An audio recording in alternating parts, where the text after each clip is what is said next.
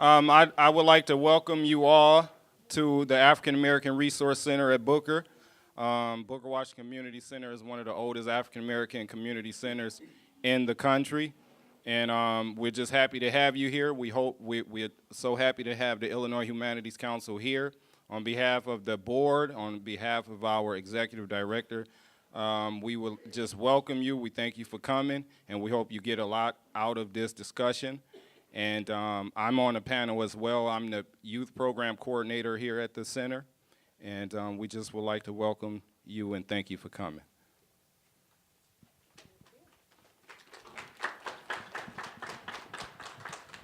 Thank you, Antar. Welcome. Thank you all for being here. We're honored and grateful to have all of you with us. We're also grateful to everyone here at the African American Resource Center at Booker for hosting us. We really appreciate that.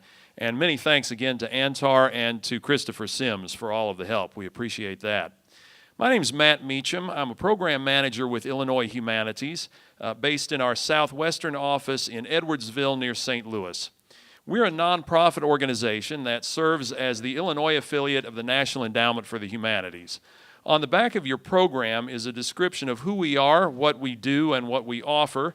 If any of that interests you, please see me or one of the other two Illinois Humanities staff members who are here, Paul Dorica, our Director of Programs, and Sam Chalke, our Program Manager for Media, Journalism, and Business, who is from here in Winnebago County originally. I thank them for all of their help as well. Any of the three of us will be glad to talk with you about our organizations and possibilities for cooperation. This evening's event is the fifth one in a series called The Country and the City, Common Ground in the Prairie State. The series consists of panel discussions with audience participation about issues that affect both urban and rural Illinois communities. Each discussion draws upon a text as a way of focusing the conversation. There are several reasons why we're presenting this series. One is that a Smithsonian exhibition called Crossroads: Change in Rural America is touring Illinois as part of our Museum on Main Street program. That exhibit raises important issues about relationships between rural and urban places. It will be on display at the amazing DeKalb County History Center in Sycamore, about 40 miles southeast of here, from May 11th to June 22nd, and we invite you to see it there. Another reason is that we just completed the 200th anniversary of Illinois statehood. The complex, sometimes tense relationship between Illinois' major cities and its rural areas has been a significant theme throughout its history from long before it became a state all the way up to the present. Each program in this series has a rural version and an urban version. One of our goals for this series is to generate communication between the community where the rural version happens and the one where the urban version happens. I just passed out some slips of paper containing two questions. What's one thing that you would like rural Illinoisans to know about the community or the area in which you live? And what's one fact, opinion, or idea that will have been expressed during this discussion that you find especially interesting or important? We invite you to write your answers to those questions on the back of that paper or on the paper itself and return them to us after this evening's discussion.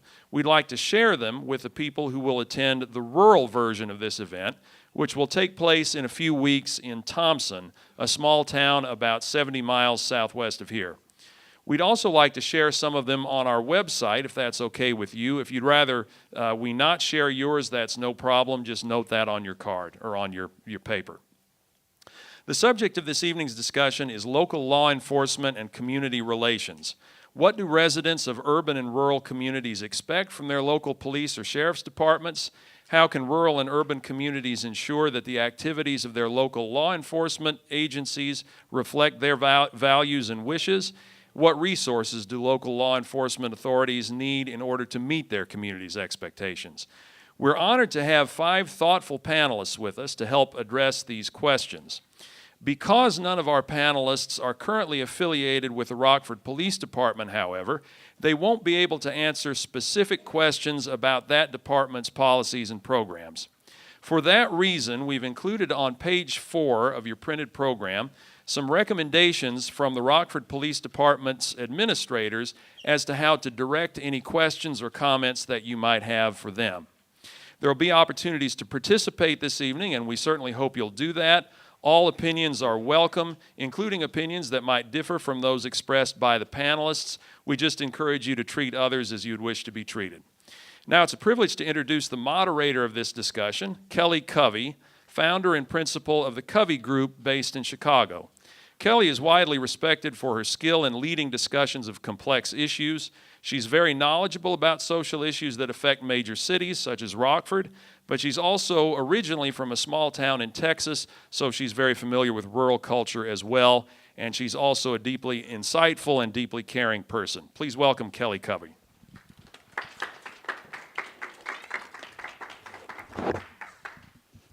Good evening, everyone. Thank you all so much for coming. It's really a pleasure to be here, and I just want to say thank you first, to second what Matt said, to thank you to Christopher and to Antar and for the Resource Center for having us here. I'm really thrilled to be here. As Matt said, I have been in Chicago for the past 16 years, and I do primarily training, leadership development, mediation work, and a number of things there. But I grew up in Texas. I fled there after college. Nonetheless, still have family there, and I've always had this hope that people in cities and small towns could come together and have some meaningful discussions about issues that it seems like it's very difficult for us to talk about together. So I'm very much looking forward to all of this. And I just wanted to tell you a little bit about this before we get started in terms of how, what the goals are and what the format's going to sort of look like, which is, first of all, that I'm hoping that we will get a chance to hear from all the panelists, but that you'll also have a chance to talk in some small groups here and also to share some of your insights as well along the way. I think the goal really is just to have a meaningful discussion in which we can hear one another. So that's what I would ask more than anything, that we can disagree. You certainly don't have to, you certainly can hear different perspectives, and as long as you listen, I think that we'll be in good shape. And again, I hope we will dig into how we see things differently, both in urban and rural areas, but also just in this room, different perspectives in this room. Lastly, there are a couple of texts that we're going to refer to. So they're readings that are in your, they're on page 6 and 7 in your program. And what you'll notice as we go along is that I'll reference them. I might read parts of each one of them as we begin to talk. But if you want to follow along, please feel free to check that out. Okay? So I think the way we're going to get started, first and foremost, is to introduce all of the panelists.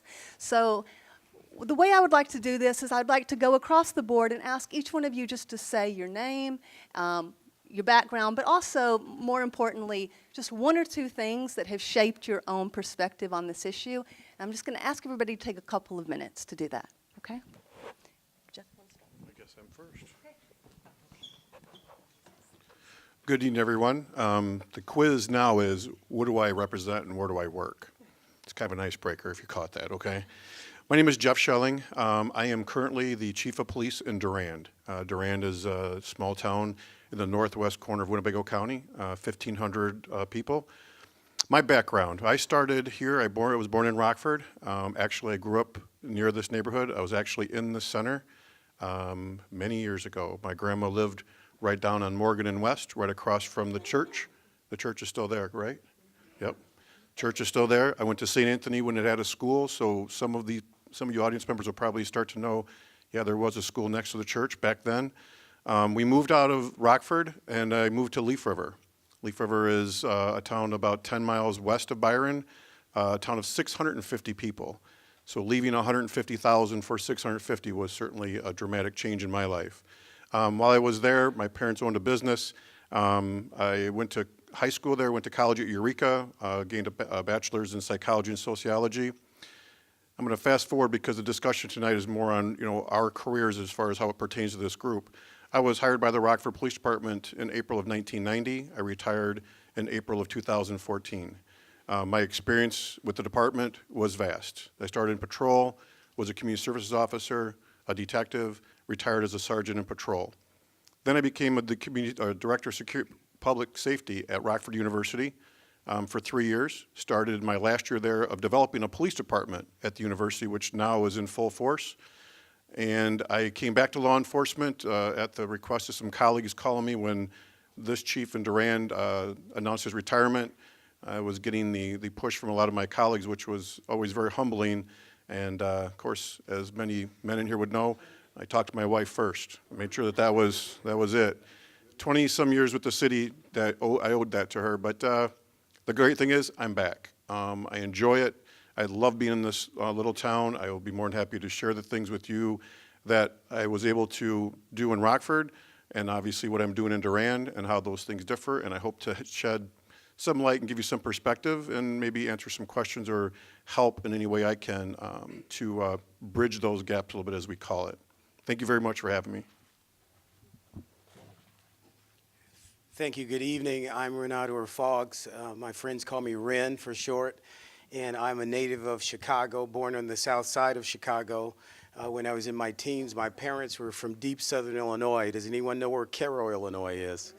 Okay, yes. Well, I grew up as a teenager in a small town called Tams, and it was probably a population of about 300 people. There were 55 students in my high school class, and I'm not going to tell you where I graduated at in that group, but it was just great being from a small town, and even though the culture shock lasted for a little while, it was great getting to be in a place where everybody knew your name and your aspirations, and they played a part in your future at a young age. And also, I did want to share with you that I'm a former captain with the Illinois State Police. I did a stint with the Secretary of State's Police. I've been a prison guard for the Department of Corrections, and as a trooper, I started out in District 11, Collinsville, down near the East St. Louis area, and you can imagine some of the things I have had to deal with there. And also, I should mention to you that I was the first DARE officer in East St. Louis School District 189. When the program was first introduced, Illinois was probably one of 7 national training sites in the country, and we introduced that program to the state of Illinois. And we also had the fortune of training and certifying a few of us in the senior high school DARE program. Some of you may not know that they actually had a senior high curriculum, and I also had an opportunity to teach that as well. I did several career objectives with the Illinois State Police, one most notable as the Chief of Staff at the Illinois State Police Academy. My background is in training and development and management, and I've also served as a liaison for several local police departments when I was with the Illinois State Police to help them with developing policies and procedures and things of that nature. Along with that, I'm a pastor. I've been a minister for like over 20 years and pastoring the New Horizon Community Church in East St. Louis. Don't ask me how I was able to wear 2 or 3 hats at once, but by the grace of God, he got me through. And I'm a father and a husband, and that kind of tells pretty much a little bit of everything, I think. So looking forward to it, and thank you for having me.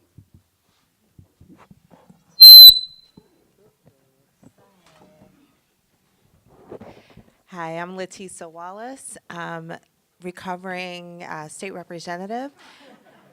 I was state representative for this area from 2014 until just last month, January of 2019. I was born on the south side of Chicago, actually, moved to the south suburbs. I got the experience of both, having a very urban life in the very beginning, where it was not uncommon to hear sirens all throughout the night. I was just sharing with a friend not long ago that it was actually very hard to sleep when we first moved to the south suburbs because it was so quiet. You could hear crickets chirping, you knew there were squirrels, raccoons, and possums running around. It was a very different experience. I went on to Western Illinois University, one of the partners. Of course, one of the biggest majors at that institution was law enforcement and justice administration. I did not go that route. I got a bachelor's degree in individual studies. Then went on, worked for a little bit for TASK, which was all about assessing nonviolent offenders and connecting them with resources that they needed. Many, actually the population were individuals who struggled with addiction or dependency, and so the goal was to make sure that we got them treatment rather than incarceration. I then went on to Northern Illinois University, received a master's degree in, I'm going to say it, it's really long, Applied Family and Child Studies with a specialization in marriage and family therapy. Did quite a bit of work with children who were in the system, in DCFS system, those who might have been in residential treatment facilities, taught adolescent development at NIU over time, and ultimately earned my doctorate in educational psychology in 2013. Then I became state rep and went down and decided that there were some things that we needed to address within our policing in our state. I actually am the daughter of a police officer. My father was a 35-year veteran of the San Diego Police Force, and he did pretty much everything up the chain as well. And I would run policy ideas by him a few years ago as I was introducing measures to make sure that police are trained in recognizing and overcoming implicit racial bias. I had to introduce this bill twice, but it ultimately became the law, a bill to require independent investigation of officer-involved sexual assault. We had previously passed independent investigation of officer-involved shootings, and my stance was that for many women, for many sex workers, for trans women, for poor individuals, sexual exploitation at the hands of law enforcement was indeed a real thing, and we needed to address that form of misconduct. If I have any regrets, there's a few bills that didn't get passed, and one was to address the rape kit backlog in the state of Illinois. And that bill actually turned some of my foes, i.e. FOP and sometimes ISP, into my allies, as ISP was a huge supporter of that particular legislation. That's the Illinois State Police. So I have quite a background, varying experiences, and I look at policing from a number of perspectives. I did not grow up in the home with my father, but he was legend, the lore of what he did. And again, I still continue to talk to him about what he would do if he were in certain situations as current events arise around police brutality or misconduct. And I'd just love to glean from his expertise and his experience. So I appreciate the opportunity to be on this panel, and I look forward to this discussion tonight. Okay, my name is Antar Baker. I was born in Chicago, Illinois, but I was raised here in Rockford, Illinois. I graduated from Auburn High School. After graduation, I went down south for school, but eventually transferred to Chicago State University in Chicago, where I then lived for 10 years. While in Chicago, I worked at many educational institutions in the city, including Betty Shabazz, which is the first African-centered school in the country.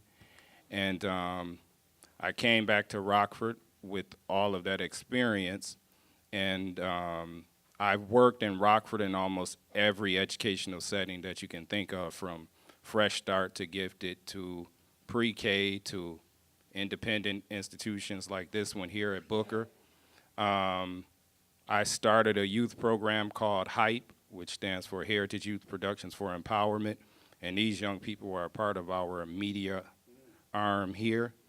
And the thrust of that group is that the African heritage of African American people is the most empowering thing that that is oftentimes missing out of the equation in terms of why we have black on black crime and these type of things. I grew up, I was raised in a home, my father's a minister. He's a African-centered minister. He's a social gospel minister, I guess you would call it, a liberation theologist, even though you would think that all ministers understand that. But so I grew up in a sort of my bedroom was a library. And so I read a lot, learned a lot, heard a lot, was exposed to a lot of powerful and intelligent people. And I think as a result of that, I've become thrust into situations that I didn't necessarily ask to be thrust into. And one in particular, we started an organization here in Rockford called Justice for Our Children Rockford, and it was out of necessity. The community was calling and needing an organization that could address directly issues of police-involved killings. And we started it after Demetrius Bennett was killed in, I think, 2012. And we soon became aware that Rockford is probably ground zero for police-involved killings. I think in 2012 it was 4 to 5. And from 2012 until now, I think it's been 10. And Ferguson won, and they exploded. But Rockford, I think if the national community knew, this would be ground zero. And I've experienced some things in that work that most people will only read about, I believe, in a book. We've advocated directly for families. We've sat with families overnight as police cars would shine lights through windows at 2 o'clock in the morning. We've taken family members downtown so that they could file police reports and overcome the intimidation that came with that at the time. So that's what I bring to this panel. Originally, I wasn't on the panel. I was I was an organizer. But I told Matt, I said, I think I might have something to say about this this discussion. So.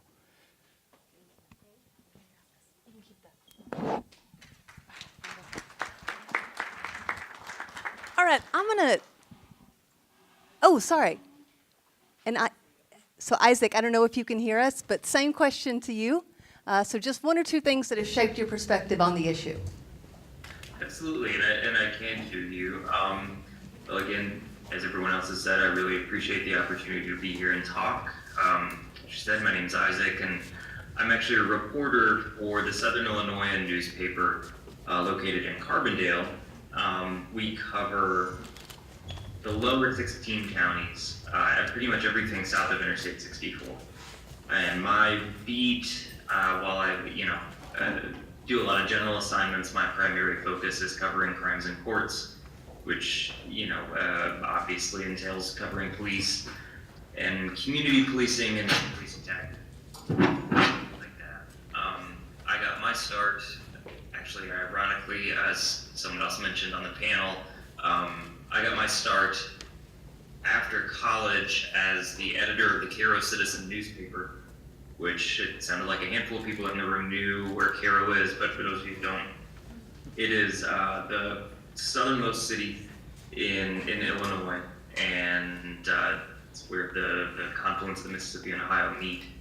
And it has historically suffered a lot from a pretty deep racial divide, and I would argue pretty hard that that was a very big reason why the economy dried up there. White flight took a lot of jobs and things like that. And so I had the privilege of serving that community as their newspaper editor for a year. And I'm really pleased, after some time away from the region, to come back and continue covering both issues in Cairo and criminal justice issues across the region. Great. Thank you all so much. Well, before we dig in, first of all, I'm going to stay seated and have us stay seated, but if anybody feels like they want to stand, please do. And if anybody feels like they want us to stand, let us know, and we will. Before we dig in more with the panelists, I'm going to have us all sort of talk in some small groups for a few minutes in the audience and also up here. And the other thing that we're going to be doing is trying to explore this issue of law enforcement and community relations and the differences between both urban and rural areas. So one of the readings is actually, in the excerpt is from a report called Crime and Policing in Rural and Small Town America, an overview of the issues. And it's a National Institute of Justice report produced by the Rural Police Project from Illinois State University in 1995. So what I'm going to do now is just read a part of that excerpt, not the whole thing, but a part of it, and then I'm going to give us a question that I hope we can all talk about in the room, okay? So this is referring to sort of styles of policing in rural areas. Styles of policing are partly a reflection of the relationship between police and the community. While police in many urban areas may be viewed as outsiders, in rural areas they are an integral part of the community. The bonds between rural police and the community are also strengthened by the practice of hiring local citizens in police agencies. Thus, the officers not only know the community and share many of its values, but they are also members of the community and are often involved in community activities. In rural areas, officers are likely to know the offenders and their families, just as the officer and his family will be known by the community. Rural officers are also more likely to know and appreciate the history and culture of an area and to use that information in their work. Given the closer social ties between police and their community, it should be expected that rural officers will use policing styles that are more responsive to citizens in their area. In turn, local residents would be more supportive of the police. The differences were much more pronounced when they were asked about police brutality. 59% of urban residents thought there was police brutality in their area, but only 20% of rural residents believe this. And finally, data suggests that rural departments are more responsive to the local community, whereas urban departments may be more sensitive to the dynamics of the police organization. Or, as a publication of the International Association of Chiefs of Police put it, quote, "The urban officer answers to the police department. The rural or small-town officer is held accountable for his actions by the community." So, taking all of that into account, the question I would love, and if everybody could just think about getting in groups of 3 or 4, it doesn't really matter. We're going to talk for about 6 or 7 minutes. But the question is this. In your specific community, how integrated are police officers into the life of the community? Do you see them at school events, buying groceries, at church, getting gas, etc.? Or do they seem at a distance and not known to you? And what is the impact of that in your community? Okay? So again, the question is, how integrated are police? Do you see them in your community as members, or do they seem at a distance and not integrated into it? And whichever way that is, how is it impacting your community? So I know this can be awkward when you don't know everybody, but I'm asking you just to turn around, get into some small groups, and just make sure everybody gets a chance to talk for a couple minutes, and then I'll call you all back. And if the panelists can just either join or talk to one another. Okay? All right, everybody, I'm sorry to interrupt. I know it's not a lot of time, but I want to make sure I get us in.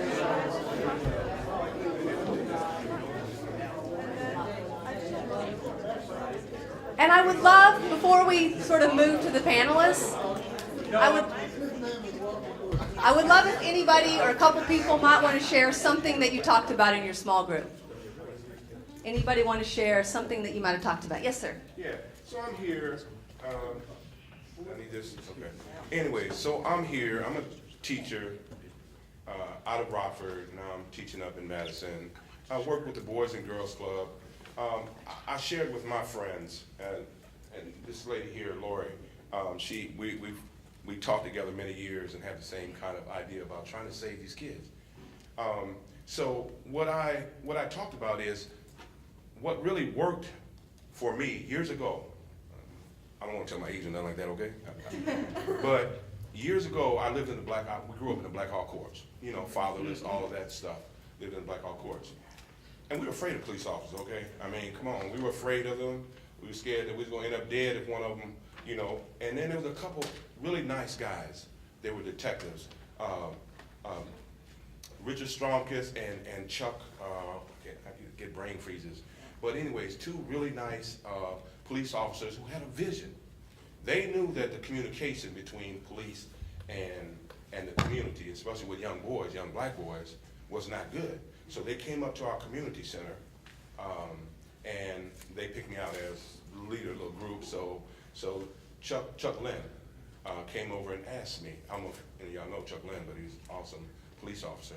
But he came over and asked me, would you be willing, do you think your guys would be willing to come with us sometime, and we'll show you guys a nice time.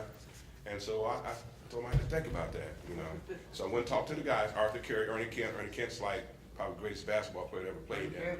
Ernie Kent, yes. And so they decided, yeah, we'll do it. So a day they pulled up in a big old paddy wagon, took all of us over to the county range, fed us. First of all, you know you got to feed kids, and fed us. Played through the football around with us, through baseball around with us, and we really saw them in a different light. And so one of the reasons why I was hoping that this whole thing would get around to is what can we do? Because we sit around and meet and panel and whatever, and our kids are still killing each other. Our kids are still dropping out of school. Our kids are still, with no hope. What are we going to do? To me, what happened to me, it changed all of our lives because we again saw those police officers as human beings, which is not enough of that. And so that experience changed all of our lives and our perceptions of police officers. And I urge the police departments, county, city, hire more African Americans, and do more work with DARE is okay, but DARE is like, you come with me on my terms. No, it's not on your, they live in an environment you know nothing about. And you gotta go to them where they're at. And so I urge you guys to find ways and do something, because we're losing our kids. We're losing them. And if we don't do something, all this meeting and stuff like that is just a waste of time. So I'm done.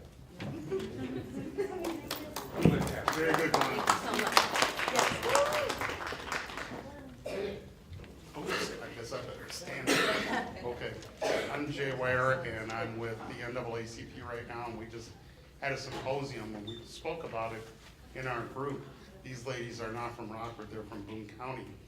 But we talked about how the police are coming in contact. I think they're trying to reach out to the community on one hand. I see a lot of it in Rockford anyway. But I also see tragedy, where they come in contact with people who are mentally ill, and they treat them like they're terrorists or something. And there was just a guy that was shot, dead in his house. And he was just a schizophrenic guy that wasn't on his medications, and he was acting weird. And they just approached it all differently. And this lady had a similar situation at work in Aurora or somewhere, you said? In Palatine, one of those places near there. So it's endemic. And I think all of the basketball things and throwing the ball around and stuff, you can do a lot of that good stuff, but all it takes is a couple of these situations where that go horribly wrong, that just people internalize it as, oh, they put that nice face on it, but when push comes to shove, they assess you as this big high threat. This guy's threat level 10 on a scale of 1 to 10, and you're not, but you're dead before you can explain it. Thank you all so much. Just get one more comment. Well, I'd like to add to what Jay said. I too see the police trying to do things. I get that. But the minute they go in and shoot somebody and bring the SWAT team there, it kills anything they've done. Any of the positive stuff goes right out the window, because it just, you can't have both worlds. Either they've got to get involved and really get involved, or I don't know. I don't know what the answer is, but what we're doing isn't working. Thank you all so much. So, obviously this idea of community policing is something that we hear a lot about. And so I just want to refer to, there's one part in the report where they sort of lay out kind of what these principles of community policing are supposed to be. And so I'm just going to read the 3 of them, and then we'll turn to the panel. But the report lays out what it calls 3 broad themes that help us define what we might be talking about when we refer to community policing. Roughly speaking, these tenets are: 1, police accountability to the community they serve, not just the formal police hierarchy. 2, police becoming more connected with and integrated into their communities. Police interacting on a personal level with community citizens, thereby becoming familiar with community sentiments and concerns, and working with the community to address those concerns, much as Glenn was talking about. And then 3rd, police being oriented to solving general problems rather than only responding to specific crime incidents. And so when I had a chance to talk to all of these panelists sort of ahead of time, and I'm going to direct this first question to the to Chief Schelling and then over here to Pastor Foggs. But the question I had is, both of you talked a lot about respect, And so the question I wanted to ask is, what is your experience of building and earning respect in your specific urban or rural communities? I know you've both been in each one of those. Some of you want to say the distinction. What do you see as your role in the community, and how can you and your colleagues establish yourselves so that you can provide that for the community? So building and earning respect, what does that look like? Thank you. First and foremost, and this is me speaking. I can't speak for the thousands of other men and women that are in this country as far as that goes. That would be dismay of me to do so. For me, my initial oath to take in this position was to protect lives and property. Sounds cliche, but that's your main responsibility. However, that being said, and I had the very good opportunity in the Rockford Police Department to learn from what we call the old guys. Okay, the old guys taught us how to do things, what to do, what, in treating people and talking to people and everything else. For me, coming from a very middle-class, hardworking mom and dad who instilled some very strong values in me, you probably will hear this or you'll get the feeling from me tonight, I'm old school. I'm very much, things start for me and for where I was taught, everything starts at home. That's where things really meet. You get things going on at home, and then you see what happens from there with your children and how you decide to raise them and where they're at and how they become members of that community. What I was able to do, and I want to speak to this gentleman that was just talking about, I worked in the Rockford Public School System for 20 years as a part-time, as officers in the schools. I was assigned to Flynn Middle School at the time. I was there a couple years, and I started to really be able to get in and talk to kids. My main goal, even as an officer in the community, was for people to get to know me, not the armor. As Reverend and I were talking about, someone long time ago developed this badge, these emblems, the marked car. That was that authority. So when the old guys would tell us, when you get out of the car, you don't have to exert your authority. You're already there. They already know that. Now what they're wondering is, how are you going to take care of what's going on and how are you going to treat people? Many situations, if you can, absolutely, I'm coming in and talking. You will find out I'm a talker. I can talk all night long. However, there are other situations that need immediate action too. But that being said, as we were talking in our group, I had many occasions in Rockford when I was an officer where I would see people out and I would stop and pull up along the curb and I would get out of the car. And the look on their face was like, what's he doing? That wasn't like the traditional officers. So I would get out and say, how you doing, folks? How's your day going? And after they got caught off guard, like, oh, very good. How about you? We struck up a few-minute conversation, talked a little bit, and then on I went. Now, unfortunately, that's not the norm, because I remember many of nights where we ran our tails off, call to call to call to call. And you know when you're a new officer, you get bounced around to the 10 different patrol areas in the city. When you become a veteran, you get a chance to pick where you want to work, so you're in that community every single night. I was in the southeast side of town for about 4 years, and that allowed me to get to know who my residents were, what was going on, people who were talking to me. The same thing I would do when I was in the schools. I met young people, everybody from every walk of life. To me, it doesn't matter who's standing in front of me. Talk to these young people, I talk to anybody with respect and dignity, because that's what we deserve.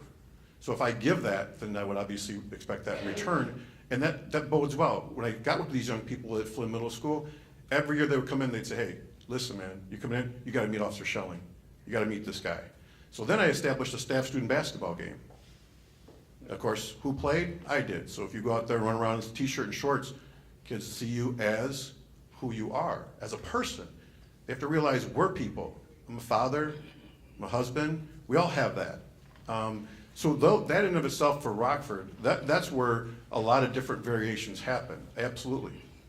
In the community I'm in now, and where I grew up in a rural community, vastly different. I moved to Leaf River. My parents owned a bar there 26 years. My brother still lives there. You can ask one of my classmates, it's nothing bad. I'm an outsider. I will always be an outsider. I was never born there, never raised there.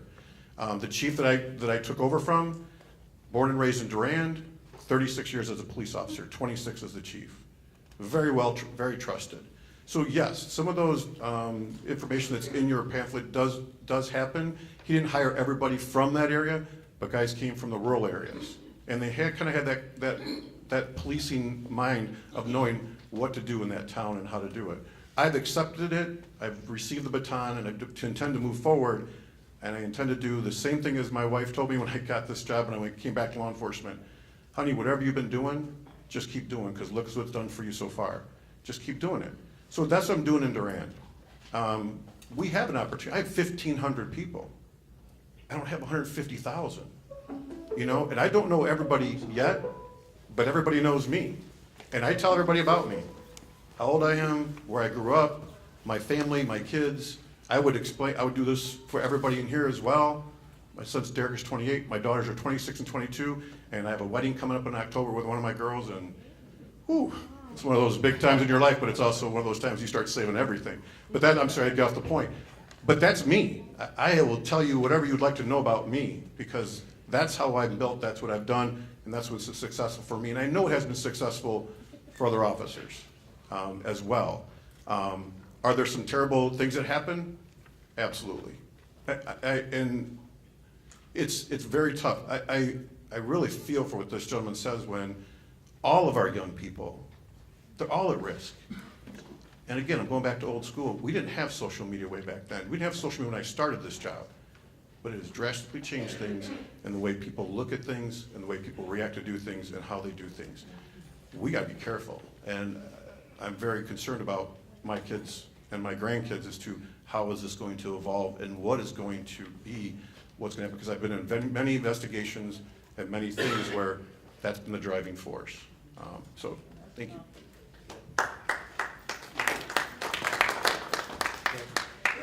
I think Chief Schelling is right on point when he mentions about the family engagement. By the time law enforcement comes in contact with these young men, it's almost too late for many of them. By the time they meet a police officer, they've already gone for years being afraid to even see a police officer, speak to one, and then we wonder why there's such a big gulf between that relationship with law enforcement and the community. These young African-American men, their first contact with a police officer is usually going to probably be enforcement, a stop and frisk on the sidewalk, whatever the case might be, a traffic stop. Getting a ticket can send you on a spiral if you're from a low-income family or a single-family home and you get a citation or 2 or 3 because some officers might write you 2 or 3 traffic tickets. And you'll have several hundreds of dollars of fees to pay that you have not the money to pay. You get an outstanding warrant on your record, and then the next thing you know, your license is revoked or suspended, and you don't have a license the next time you get caught in the car. You're riding with someone who has drugs, and law enforcement may charge everyone in the car with a felony arrest. Are you all listening to me? How in the world can you motivate a young man to respect the police when if they pull you over and they're on this side of the tracks versus the other side of the tracks, where when they pull someone over, they're saying, ma'am, may I see your driver's license, sir? How is your day going today? No, they'll come up to you as a young African-American man and maybe not afford you the same level of respect. And therefore, you now have this level of distrust between the police officer and the young men that they have to police. Also, you have a somewhat a young man who's a police officer that comes from an all-white community, a predominantly white community, that has maybe a lack of understanding and maybe empathy for young men in neighborhoods that are high crime ridden. You all get the picture, you know what I'm saying. And now he has heard everything from Black Lives Matter and maybe my life doesn't matter when I go into this neighborhood, and now I'm on edge, I'm apprehensive, and I'm thinking maybe I'm not gonna get to go home to see my wife and kids, and I get an encounter with a young African-American man, and I see gun, hear gun, think gun. Where do you think it's gonna escalate to next? So you asked for results. I heard you say that, ma'am. I think Jay did as well, and this gentleman. You want results. When are we going to get past just talking about this and something's got to be done? It is only going to happen when the community, when the citizens play a part and a role in this whole thing. The police are not the first line of defense. The community, you guys are the first line of defense, and you have to hold the police department and the officers accountable. How do we do that? God bless Chuck Lynn. He was self-initiative. He and the other gentleman, they went and got the young men and brought them in and spent time with them. But you know what has to happen? I'll tell you how it has. It has to start from the top down.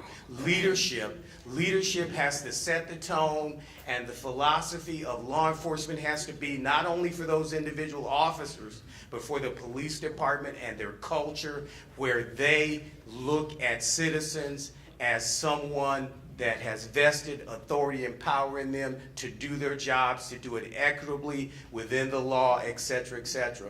And I feel your frustration. I'm sitting here about to come out of my seat because I'm wondering how long will it take for all of us to get it right. We can't put all the burden on the shoulders of a Chief Jeff Schelling.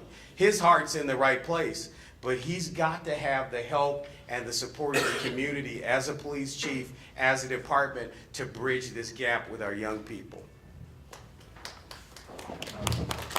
Thank you so much. So I want to sort of stay on this topic, but as we said, the first principle supposedly of community policing is police accountability to the community they serve, not just the formal police hierarchy. So I want to direct the next question to Antar and then also to Isaac, which the question is, what would it mean in your community for the police to be accountable to the community? What would that look like? Okay, I want to echo. I'm going to have to ask you to repeat that question one more time. There's a spotty connection on my side. Yeah, absolutely. So what would it, and Isaac, I'm going to be asking you to really just speak to this as a journalist and what role you might have in supporting this, but the question is, what would it mean in your community for the police to be accountable to community members? What would it mean in the community for the police to be accountable to community members? Okay. Yeah, she's going to call. Yeah, go ahead. Man, Isaac. I am so sorry. I'm having it is I turning can- everything you say into not English. Matt, is there a way maybe you could put that question to me? Let me try it one. Okay, Matt's going to call you and give you the question here. That sounds great. Okay, Antar, please go ahead. Sorry about that. Okay, I want to start off and echo what Reverend Shelley said. I'm sorry. I think that relations between the community and police starts above the police. It starts above the community. It starts with the president. It comes down through the Congress. It comes down through. The police are, I believe, blue-collar workers. They're workers. Their salaries aren't what they should be, I don't think. I don't think their education is what they should be. I think that police should have at least a master's degree. And the respect of police should be at the level of a doctor and a lawyer. They should be paid and they should be educated accordingly. And I think, so that's why I say it starts a little bit above the police. I want to, throughout most of the comments that I make, I found that police and teachers are sort of, they play similar roles. They have similar positions in the community, and they intersect in a lot of ways. I want to just ask, raise your hand if you know, and I'm speaking primarily from an African American perspective.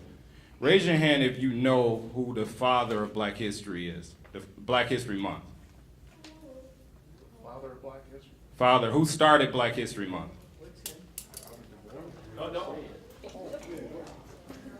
All right, raise your hand if you've ever read an African American historian. Raise your hand if you can name 25 cities in Africa.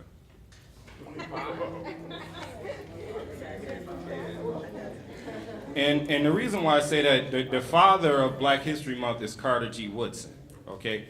Carter G. Woodson was also an educator. He was such a good educator, he was recruited to go to the Philippines. They had started a program. They were teaching people in the Philippines to speak English. So Carter G. Woodson was recruited to go and teach in that program.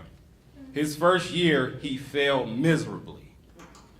After that year, he didn't blame the family. He didn't blame the students. He didn't blame the culture of the Philippines. He didn't blame poverty. He looked within himself to see what he was doing wrong, because he knew he was doing something wrong.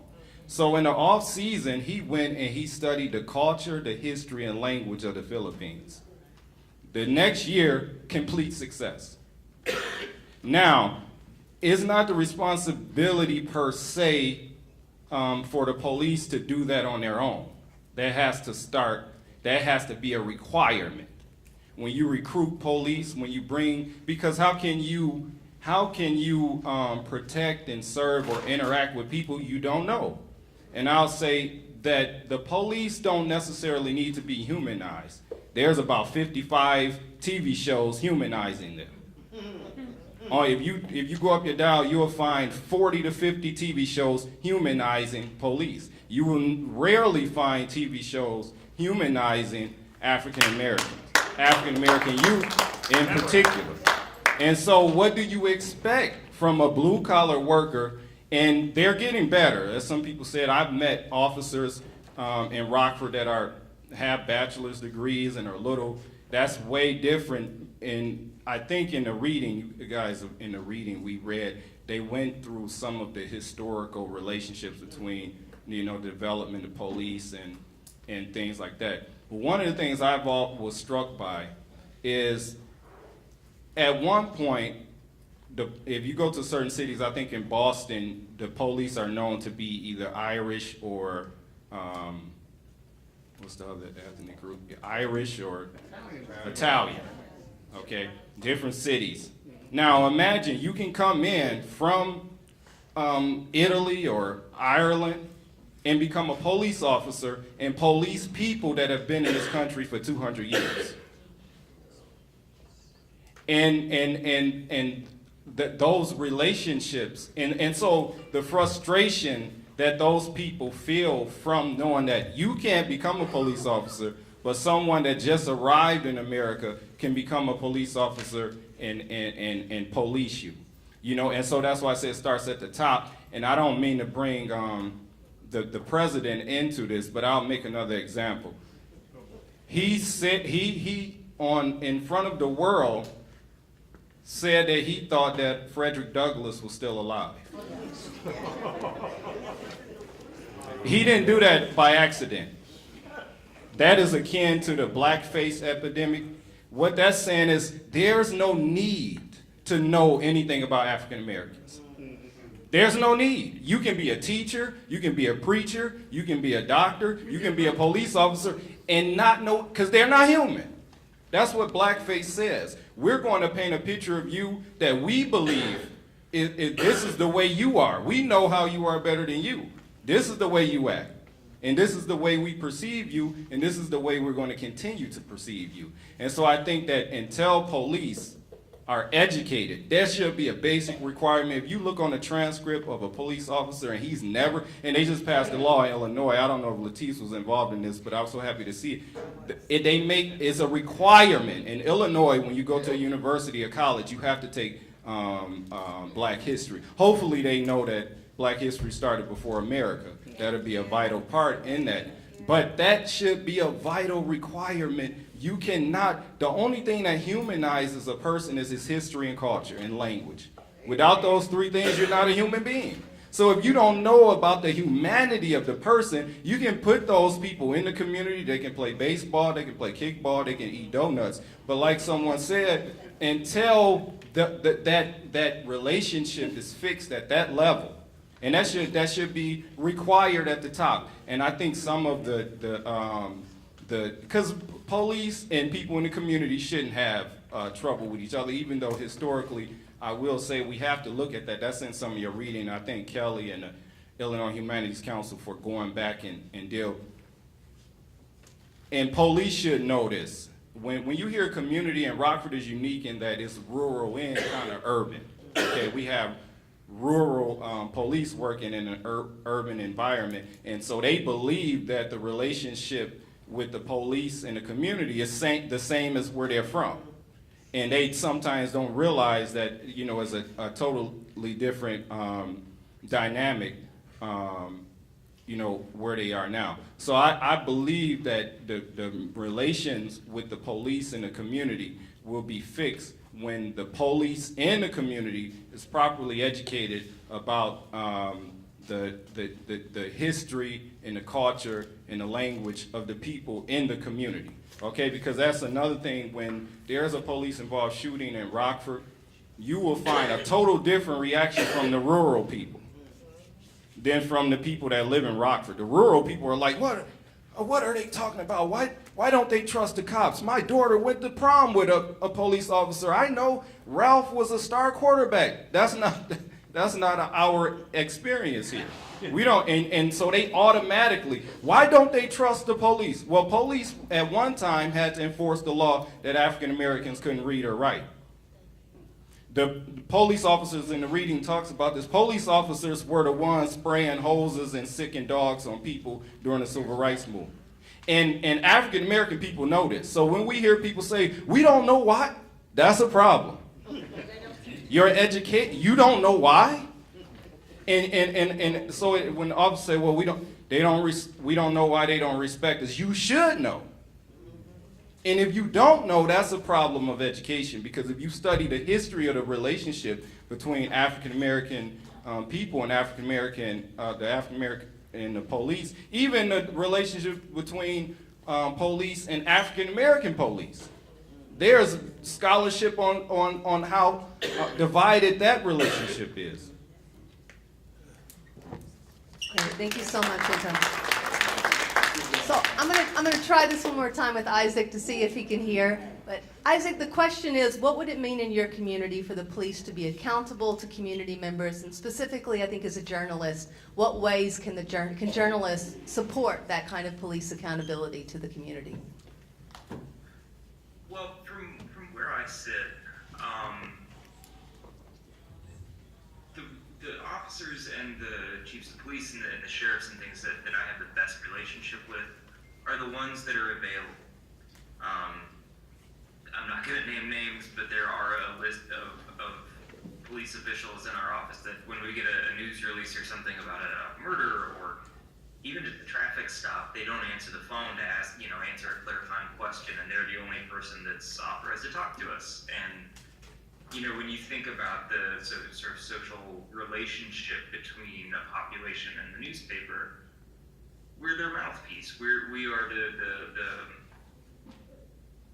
point of contact for a lot of public officials to be held accountable to the people that they're there to serve. And so when they don't talk to us, it's effectively like they're not talking to their community. And so for me, it makes my job easier, and it makes for more balanced news, which people seem to really crying about right now. It makes for more balanced coverage when officers talk. And when we get into sticky situations where there's questions about conduct, there are questions that come up. I can bring an example. Recently, there was a young man. He's a 24-year-old black business owner in Carbondale.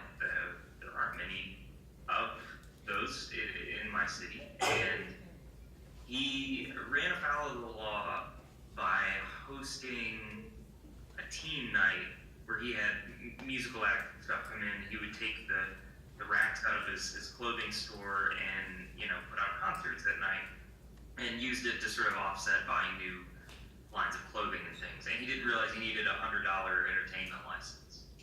Well, the city manager found out about it because I wrote a story about him, and told the police when there was some scuttle in the city hall about, well, what are we going to do? This guy doesn't have a license. We should write him a ticket. And the city manager said, hey, let's try and handle this a nicer way before we get legal about it. And they ended up going and showing up and shutting the show down anyway. And there's been a really big question about what in the world happened. Why would you go and shut this down anyway when the city manager told you not to? And and especially when there were house parties happening all over town. They weren't shut down that night. And of course, the question of race came up, and the thing that happens all too often is there's, this sort of circling of the wagons, both within the police department and within the city. And, I'm still in the middle of trying to figure out what happened. There's a lot of FOIA requests I need to do and things like that. But just having a more open dialogue and a more trusting dialogue with, someone in my position, sort of a long-standing community member, who's there to help facilitate a dialogue. So that's kind of what, from where I sit, accountability would look like. Thank you so much. Leticia, I want to turn to you, and of course feel free to add to anything you've already heard. But the question I wanted to ask was about this idea of not just the police being involved only in instances of crime, but being supportive in other ways. So the question here is, what does it look like for police to work with community members to address a concern or sentiment, not just address crime? And does that happen in your community? And if so, what is the impact? I think you can't answer that question without really tying everything that we just talked about together, and the readings particularly. So this is something that has interested me for a very long time, policing. So as a former legislator, as you're beginning to write policy and think about how that's going to impact the lives of, in this case, in the state of Illinois, 12.8 million people, at least my approach was that you need to have a firm understanding, to Antar's point, of the history of something. Because we can go and put icing on top of anything, that doesn't make it a cake.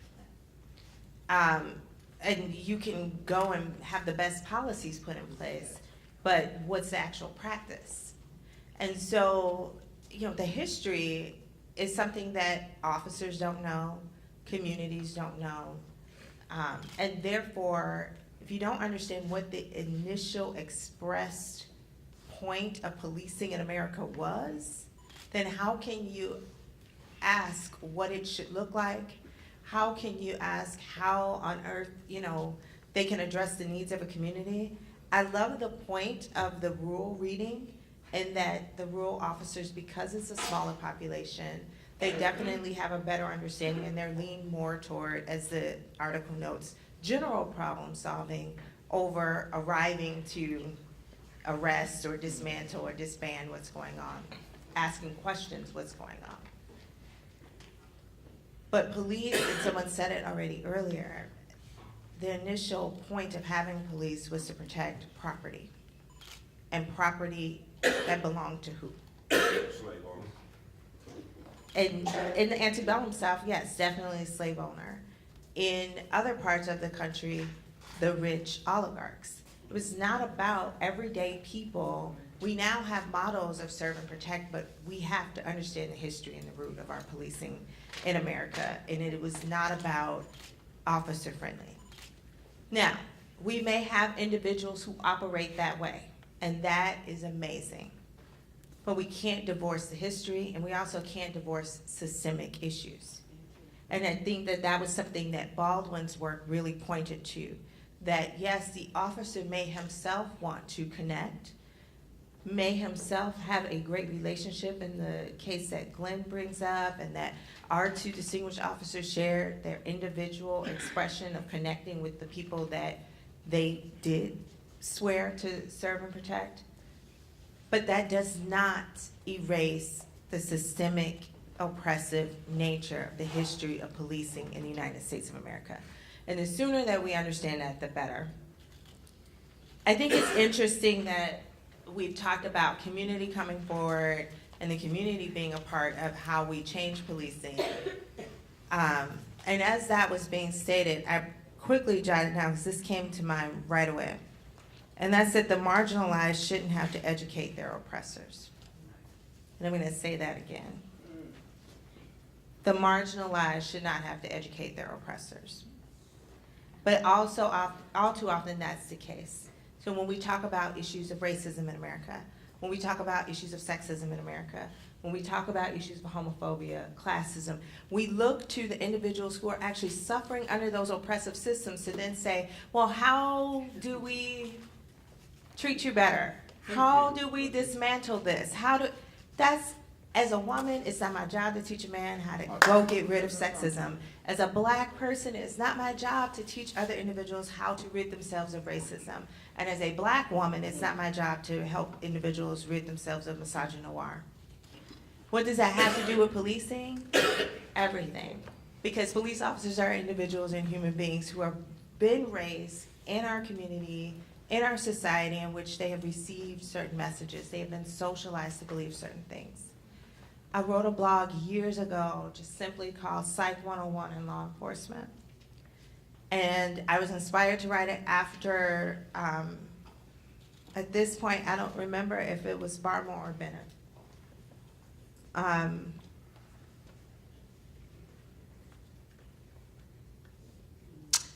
pausing, I get emotional when I talk about this because I shared that my father is a police officer. But within one generation, I have a son. And my son, at 5, expressed his fear of police.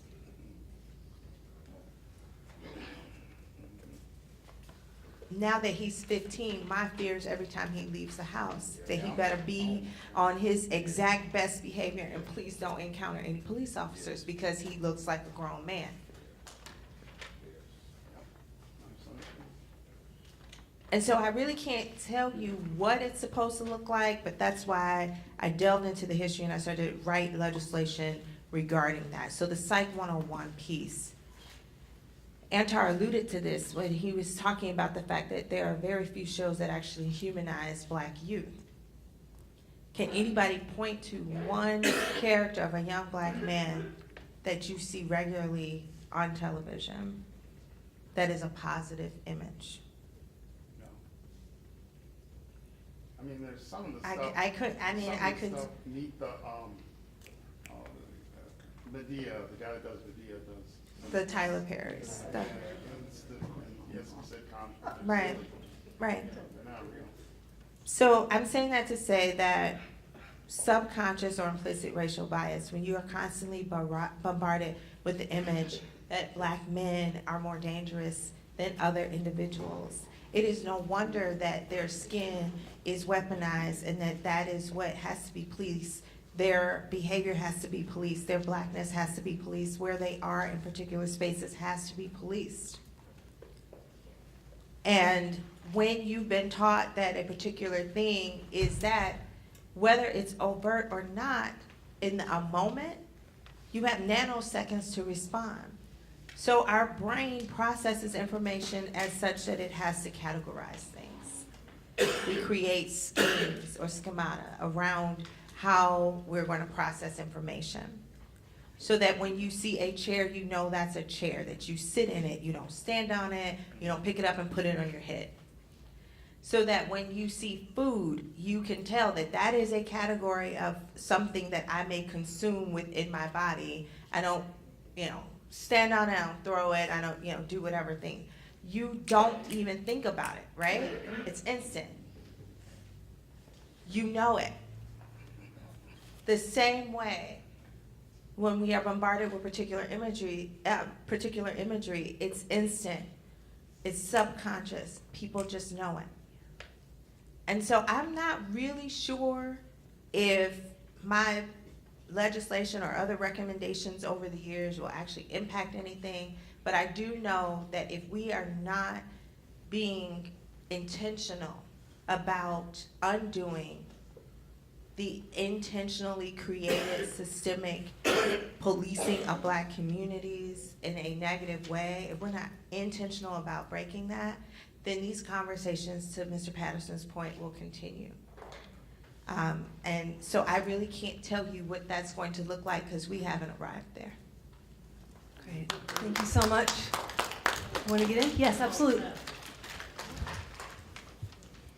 I'm going to be real brief, and I'm going to be real brief. I love hearing conversations from very educated people, and it touches me on my intellectual level. I want to get a question that gets me more on my everyday living level. Because in this room, there's a bunch of black men, and we all have a strategy for when you get pulled over.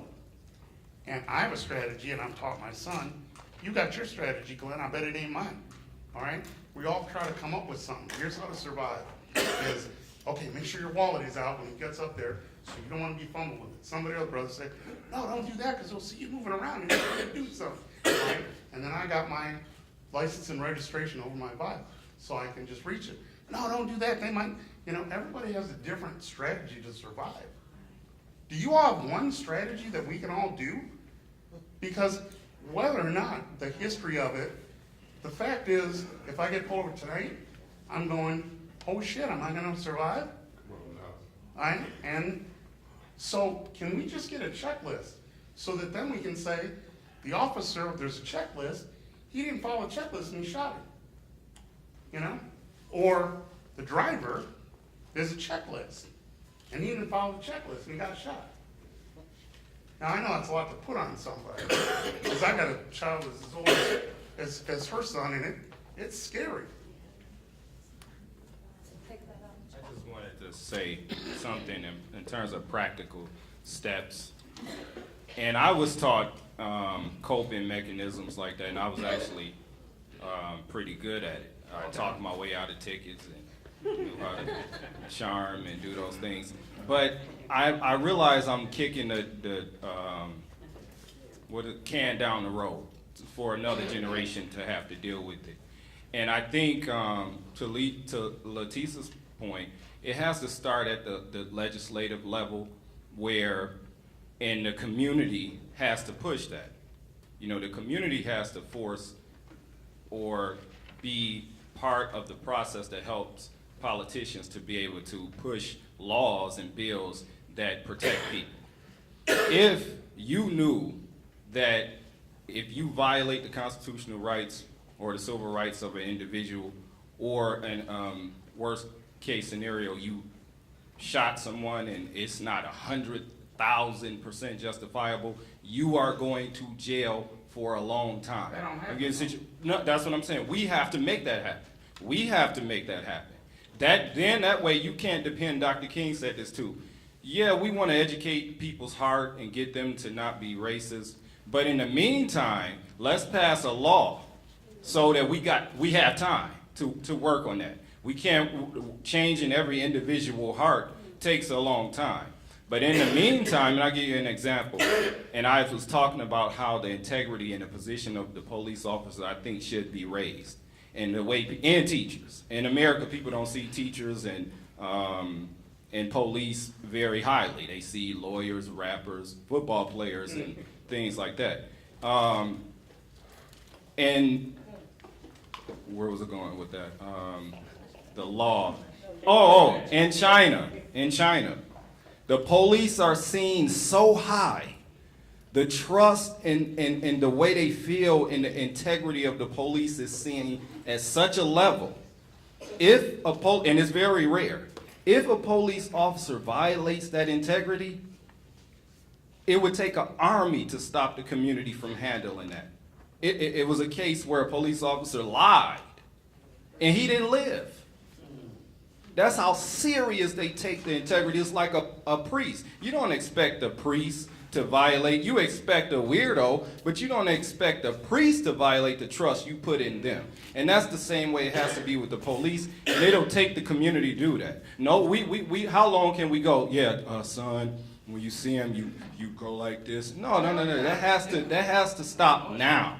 We have to form as a community and force and be a voice to make sure that laws and let the people know. Right now, the community is not really telling anyone, politicians, that we want a law in place now where we know for a fact that if an officer violates his duty, he's going to be held accountable to the highest level. Thank you. Yeah, absolutely. You have to come up and the court can't stress that, bro. Oh. No, y'all know I'm a Baptist preacher. They don't get too many invitations. Start passing a plate. I just want to say that this is a unique season for us here in Rockford and indeed around the country. We just celebrated the 50th anniversary of Dr. Martin Luther King Jr. And we're just a little past we're still involved in African American History Month. And all I've been hearing about is Valentine's Day. But I want to say something about Dr. King to all people of African descent in this country because of the uniqueness of our history. Our history is the most unique history in this country. When Dr. King gave his I Had a Dream speech in 1963, people remember him talking about his children not being judged by the color of their skin, but the content of their character. But in his introduction, he said something very profound, and I want all of us who are African American in particular, irrespective to our professional locations. Dr. King said 50 years ago, a great American signed a document, the Emancipation Proclamation, talking about Abraham Lincoln. And it's really something how he was defining the very moment of 1963 in August by going back to 1863. He said that in 1963, people of African descent, we are still not free. So with all the perspectives that we come up with, and one of the things, we got to look at philosophical psychology. Philosophical psychology is talking about the roots of thoughts that govern behavior. We must deal with protracted, dehumanizing, phenotypical oppression. Are we doing that today, you think? Not if we are not contextual. I'm glad you raised that question, because the article that she raised talking about the rural people, how the officers knew the context of the community. The context is the social condition, the history, and the culture. In the absence of contextuality, there is dehumanization. So you think no in the city? In this nation and on the planet. And one of the things about Rockfordians, they tend to be kind of provincial. Everybody tell me, Reverend Baker, we just got to talk about what's going on here in Rockford. Well, what's going on here in Rockford is going on all over the world. And that's why you must be, it's a term called globalization. In other words, in Rockford, we got to look at what's going on with humanity all over the world. That's what got Dr. King killed when he took the issue to Vietnam. So contextuality, if we don't deal with contextuality in these meetings, we're just wasting our time. And to respond to my good brother here, one of the things we have got to do is truly develop a we. We cannot run around here with the philosophical psychology of Europeans that come out of the Enlightenment period of individualism. Who's we? You like this brother and me? You see that? What are you talking about, black people? Lean your face over here. I'm gonna be quiet now. But I do want to emphasize contextualization is what not only what black people need, but all people of color and all people on the planet. And one of the things we have these meetings and people talk, but they never include our context. Let me say this one thing. I'm gonna sit down. I told you I ain't had speaking engagement. Why? I learned something when Bob Moore was killed, and this certainly is not all police. And I want to say something that my son talked about in terms of the police. You know, if you're looking at a sharp person and you want to make a fashion statement, you don't just look at their shoes. You want to see their hat, see if their suit matching and the whole 9 yards. When we talk about the police and don't talk about the military-industrial complex, when we talk about the military-industrial complex and don't talk about elite corporations that control the military-industrial complex, and they control the politicians, and they are the ones that make legislation, and then you have the middle people that interpret the law, and then at the very bottom, at the shoes of the outfit, you got the police who enforce the law. I'm gonna sit down on this one. When Bob Moore got killed, the first thing that happened was prevarication. The police lied. They wrote their lies in a police report. This is a process, a procedure. They lied. The second step in the process is to blame the victim. They said, they implied that he deserved to be killed. Blame the victim. The last thing they do is called plausible deniability. They tell a lie for so long, and they stay on that lie until people begin to be ambivalent about was he guilty or innocent. God bless you. Thank you so much, sir. Can I get quickly, and then I want to add one more thing in. All right, this is to the Chief of Police in Durant. It's dealing with CIT training in your area. Does every police officer have CIT training in your area? Yeah. Is it also continued after every single year? Is it a further course or like a booster course or? At the end of the state mandate for some of the training courses, that's what we can make that annually.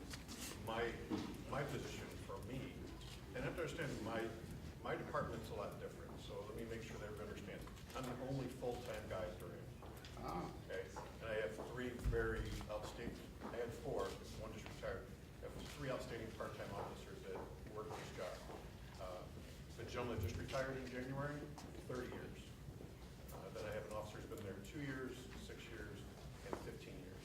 And this is all part-time work. So obviously this is not about the money.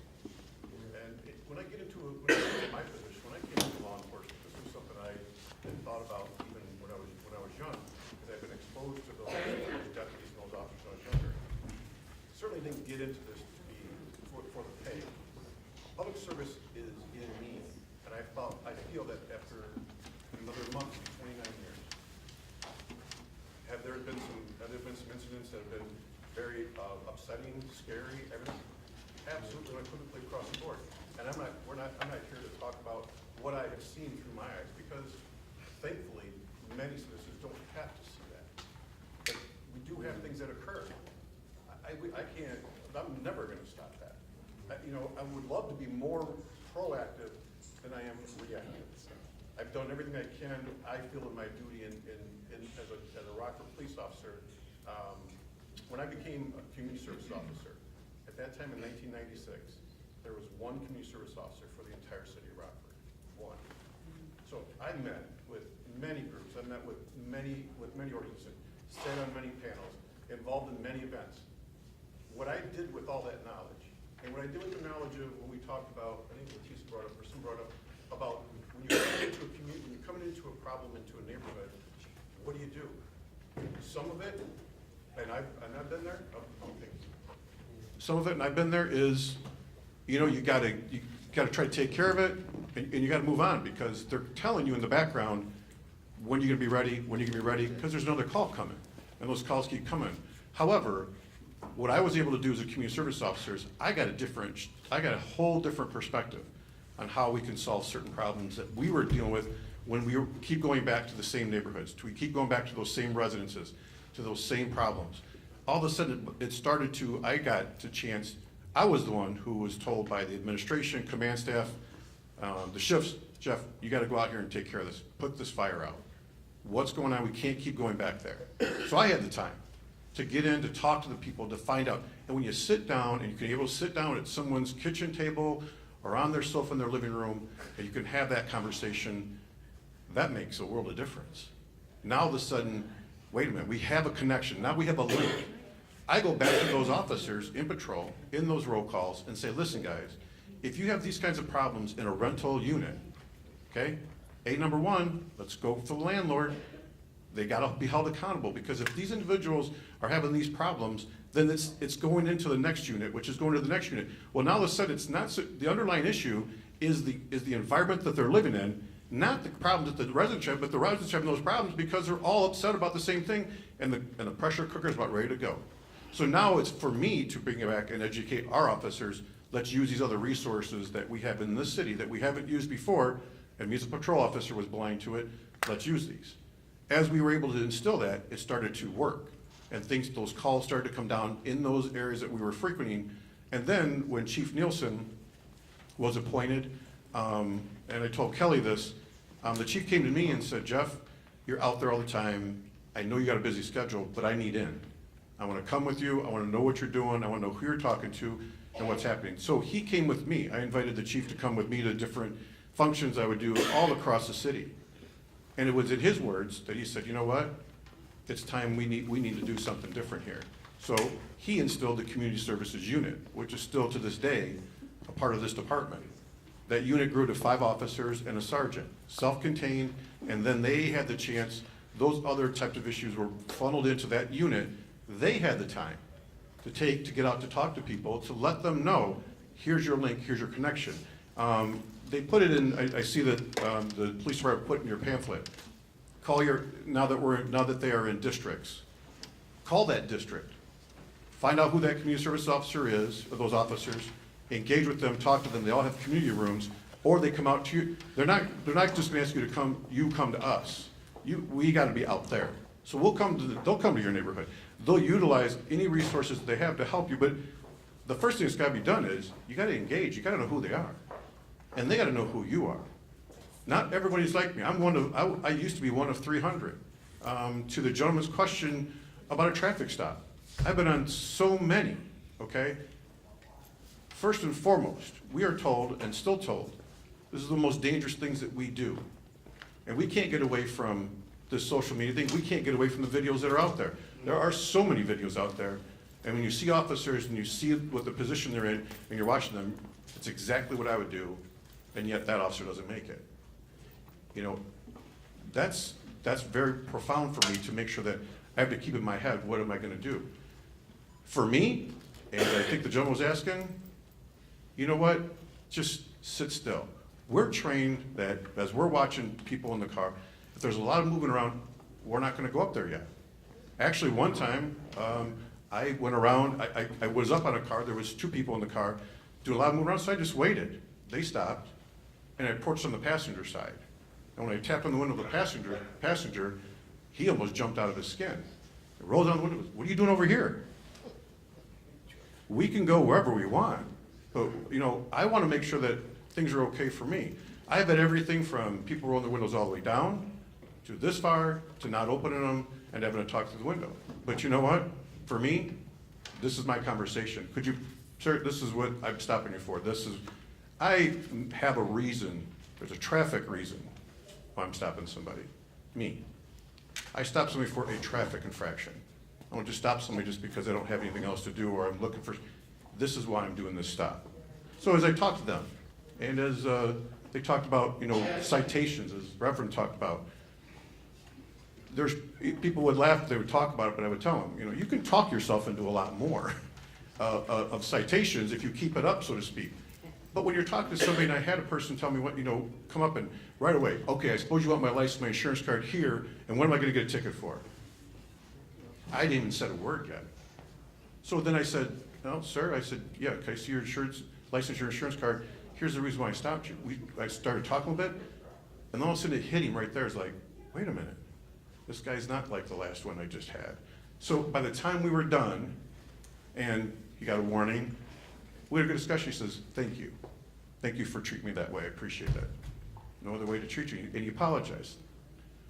We have to have a little bit thicker skin in order to do that. However, at the end of the day, we are on that goal of making sure that if we're coming in with 20, we're going home with 20. That type of thing. Because out there, you just never know when you're leaving that home. It could be your last. I mean, and I know everybody in this room, all things considered and said, everybody has to know the respect that these men and women need to go home at night, absolutely, to their families. But there's also things that we have to make sure that we're doing for our communities in that realm, that while we're performing our duties, that we serve our communities. What is CIT? Is that what you were saying? Yeah, crisis intervention. Oh, I'm sorry. training. You know what? Crisis intervention. I totally got Yeah. the training that many departments are receiving, and it has been going on for the last. I just want to get Lapidus in real quick. Oh, I'm sorry. Go ahead, I'm going to let you respond. I realize the Reverend hasn't said much.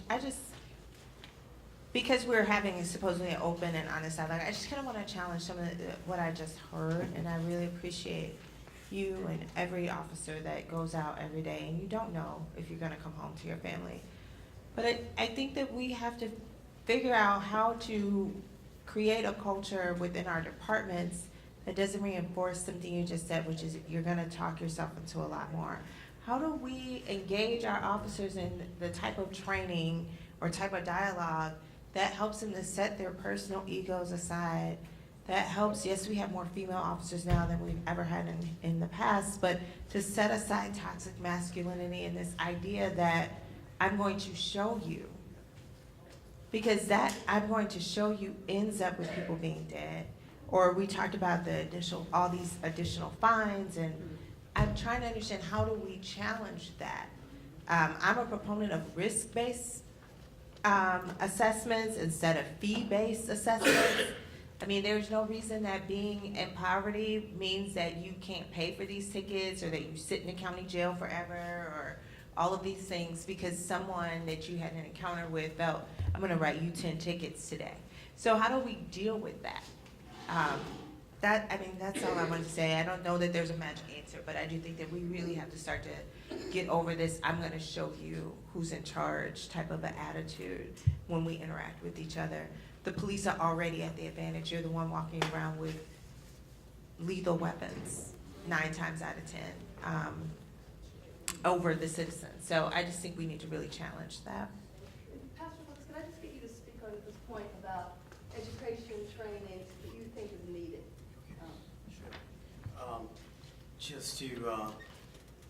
It's such a hot area where we're at right now, we hardly want to stop.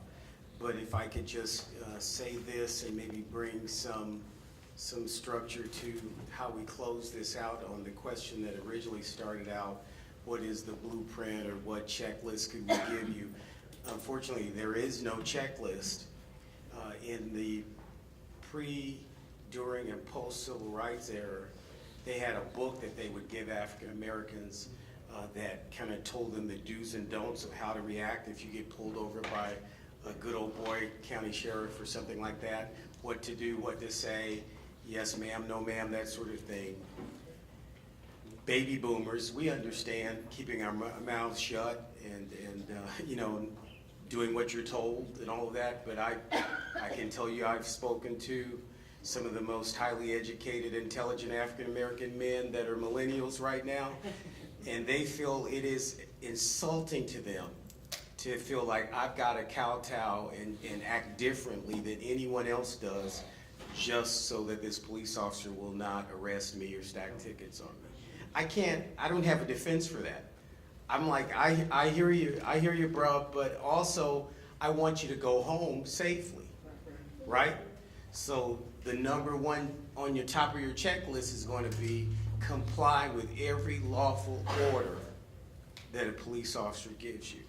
If it's reasonable, if it's lawful, do what you're told. Live to go in and not just complain in the community or to your mama or somebody like that. Write a formal written complaint to the police department and put it in writing when your civil rights are not being observed.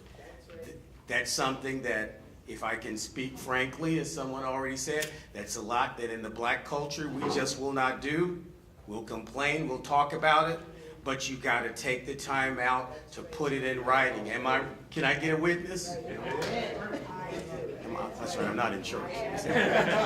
But my point is put it in writing and then let it go through the process. We have to learn how to put our concerns in a context that we can be followed up, it can be followed up on.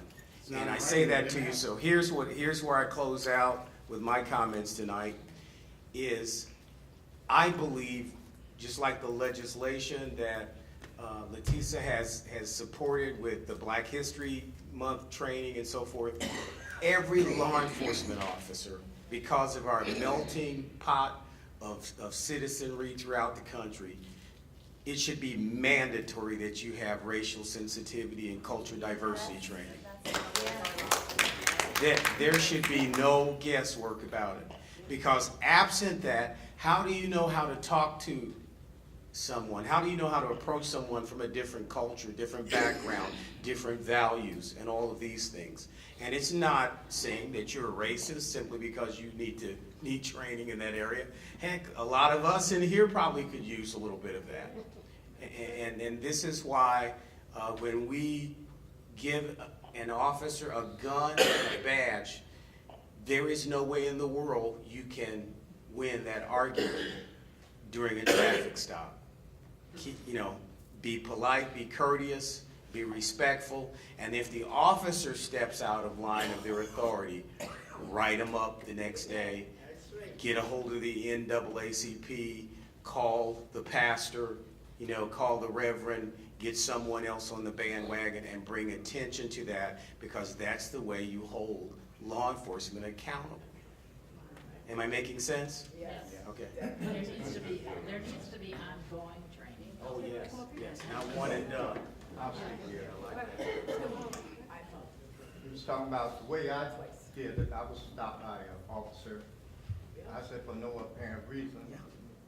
He said that I left a service station. I didn't put my signal on.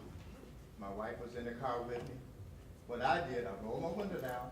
I stuck both hands out like that. I tried that too before. And that escalated.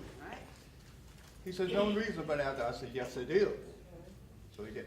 But enough, I made it here. I was late. Couldn't find a place to park up.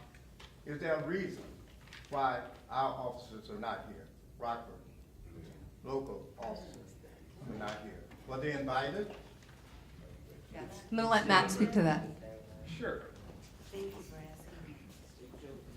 I'll try to make the answer to that question quick. Late in the process, Officer Schelling, or Chief Schelling, suggested that we invite a Rockford police officer to be on the panel, and that was he was exactly right. That was my oversight. I should have thought of that earlier. But when he suggested that, to make a long story short, we invited one of the community policing specialists on the Rockford Police Department. She agreed to be on the panel, but her supervisors felt that it would be better to have an administrator on the panel, and it turned out that no administrator was available. And so that's why they suggested, putting into the printed program those recommendations as to how you can You can get hold of the Rockford Police Department if you want to ask them questions or make comments to them. Sure. Wait, I'll go on the top of What was the name of the superior that said they couldn't be here? Oh, that was Deputy Chief Potsy. Mhm. Oh, Posey, I'm sorry, yes. So I'm mindful that we have 5 minutes left. Glenn, do you want to get one comment in? Yeah, so what I want to see happen is, I know there's some good people. Honestly, I wish you were in the city here, but anyways. I know there's some good people. I've been meeting with Mark Carner over at the county and the sheriff, and I know there's some good people with the city too. But I just believe, I understand all the historical concepts of why, the oppression, how it's institutionalized and everything, but we can't do nothing about that. What we can do is we can start working to sit down together, to introduce ourselves to each other, and to relate to each other more. Because I don't believe in top down. I believe top down will never work. It's got to start from the bottom up. We have to, as a community, work to sit down with police and community businesses and people that are stakeholders. And we got to sit down and talk. And I'm going to go ahead and let my friend who's a teacher. Thank you for letting me jump in real quick. And along with that, as a teacher, I think our school districts need to collaborate much more. I know that our school districts, one of our pushes is trauma-informed care. And there's a lot that I've been doing specifically in this area. I actually had a police officer speak to all of my classes today and Friday, which is very eye-opening for students. We also started a group that I had a student that's in the leadership program at Rockford College come to today after school. And so while I really appreciate the things that you're talking about legislation and taking things from the top, I think that we need to also, do what we can at the bottom for our and I mean, it's to change our world takes a lot, so I definitely appreciate your efforts and everything that you guys had to say and really applaud those. But I think that the police department here, our community needs to come together with the school district, because this is the front line with a lot of these students, and this is where, we have that opportunity to touch their lives, and, I think we missed the boat in a lot of ways in the areas and opportunities we have.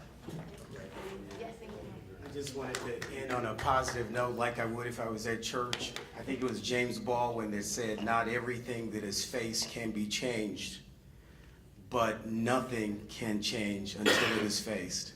So remember that. Thank you. And the way we have a couple of minutes left, and the way I'd like to end is to bring in the last reading, which I think will add some historical perspective, some context, and some always much needed truth-telling in a room. So what I'm hoping for is people to turn to page 7. You'll see the Baldwin reading from James Baldwin. It's from an essay called Fifth Avenue Uptown. It's him talking about 1960s Harlem, but I think you'll see some similarities there. And what I would wanted to ask if 1 or 2 people would be willing to read it aloud.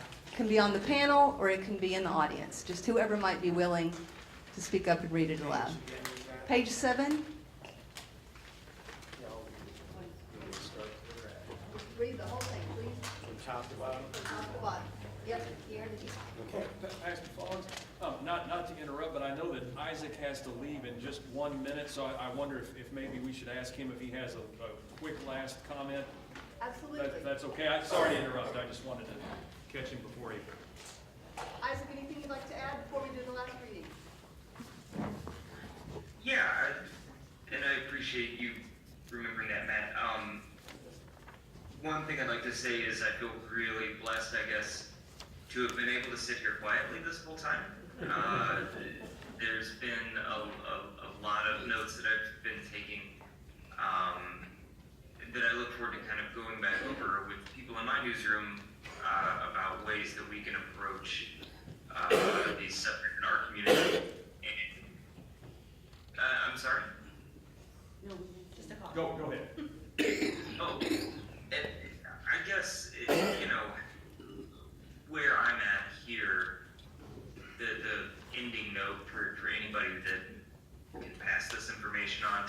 someone that it might affect is, from where I'm sitting and as an observer for my community, owning mistakes is really important, and I think it could go a long way towards healing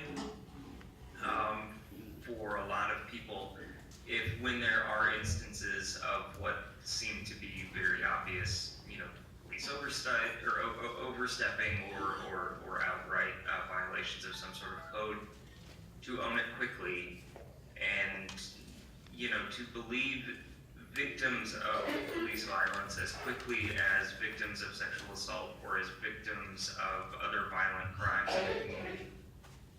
That's one thing that I see as being problematic.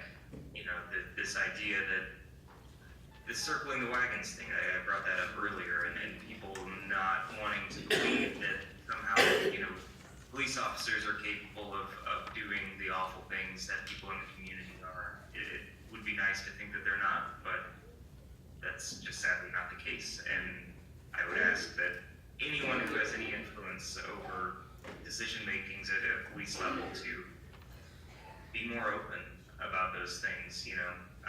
The line I get told a lot is, "I'm sorry, I can't comment on an ongoing investigation."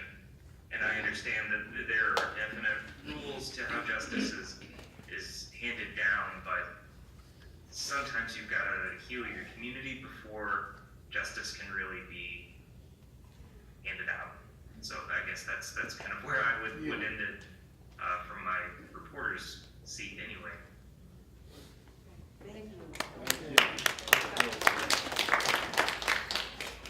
The only way to police a ghetto is to be oppressive. None of Commissioner Kennedy's policemen, even with the best will in the world, have any way of understanding the lives led by the people they swagger about in twos and threes controlling. Their very presence is an insult, and it would be even if they spent their entire day feeding gumdrops to the children. They represent the force of the white world, and that world's real intentions are simply for that world's criminal profit and ease to keep the black man corralled up here in his place. The badge, the gun in the holster, and the swinging club make vivid what will happen should his rebellion become overt. Rare indeed is the Harlem citizen, from the most circumspect church member to the most shiftless adolescent, who does not have a long tale to tell of police incompetence, injustice, or brutality. I myself have witnessed and endured it more than once. The businessman and racketeers also have a story, and so do the prostitutes. And this is not perhaps the place to discuss Harlem's very complex attitude towards black policemen, nor the reasons, according to Harlem, that they are nearly all downtown. Continue. It's hard, on the other hand, to blame the policeman. Blank, good-natured, thoughtless, and insuperably innocent for being such a perfect representative of the people he serves. He too believes in good intentions and is astounded and offended when they are not taken for the deed. He has never himself done anything for which to be hated. Which of us has? And yet he is facing daily and nightly people who would gladly see him dead, and he knows it. There is no way for him to not know it. There are few other things under heaven more unnerving than the silent, accumulating contempt and hatred of people. He moves through Harlem, therefore like an occupying soldier in a bitterly hostile country, which is precisely what and where he is, and is the reason he walks in twos and threes. And he is not the only one who knows why he is always in company. The people who are watching him know why too. Any street meeting, sacred or secular, which he and his colleagues uneasily cover, has as its explicit or implicit burden the cruelty and injustice of the white domination. And these days, of course, in terms of increasingly vivid and jubilant, it speaks of the end of that domination. The white policeman, standing on a Harlem street corner, finds himself at the very center of the revolution now occurring in the world. He is not prepared for it.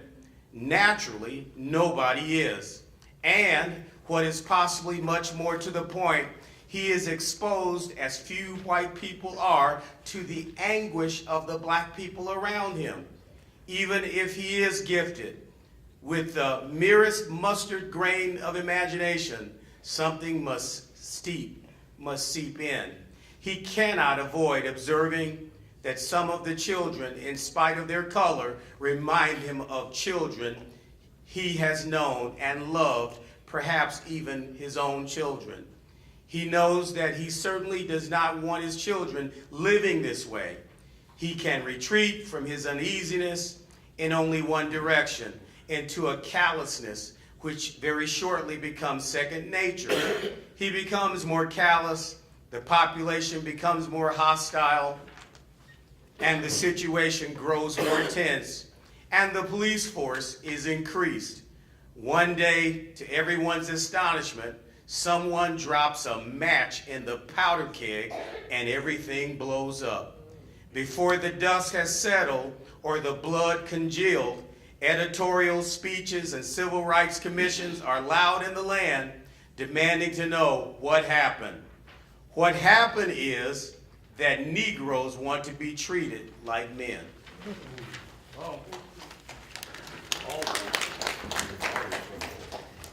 Thank you all so much for coming out. I know we have barely scratched the surface of this, but I guess I wanted to ask if anyone else just wanted to have a closing comment before we're done. Or one of the things I was thinking we could just close out by asking is, what's one question everybody ought to keep asking or should be asking about law enforcement and community relations? Can I get that as we close out? Oh, I think the biggest topic that I'm hearing from everyone in this room is accountability.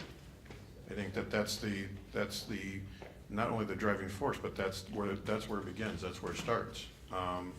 For me, learning every time you take part in a discussion or talk with those from other areas or from other towns or from any discussion of this nature, I always come away with something.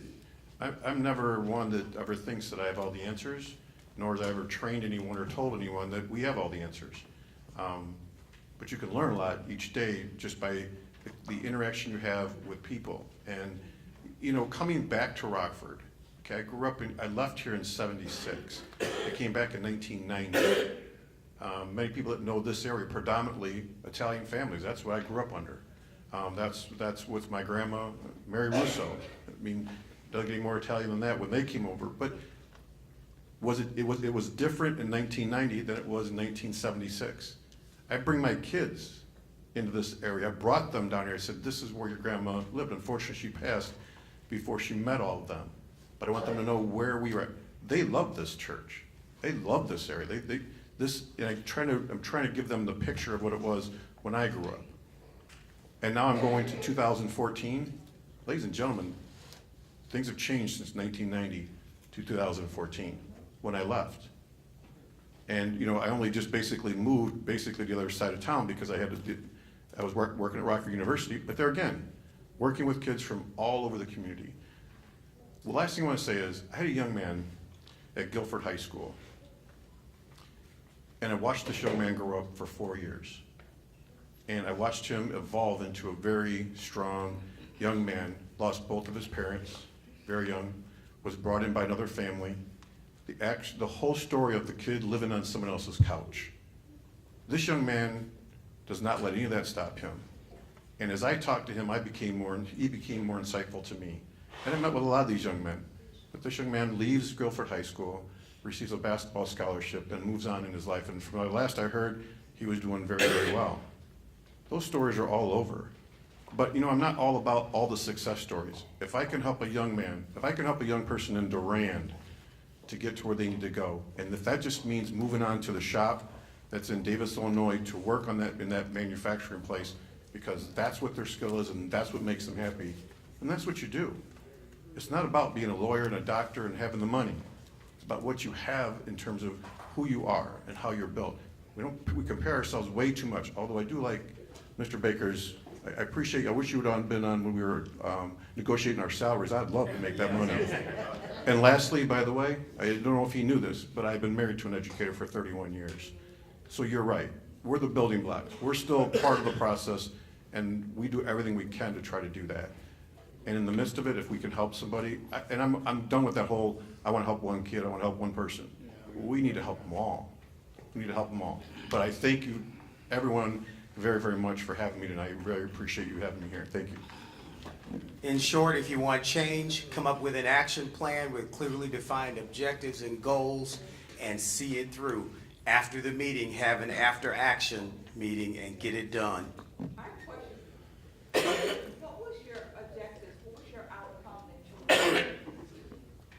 What is the outcome that you wanted? For you, for the meeting. Here you go.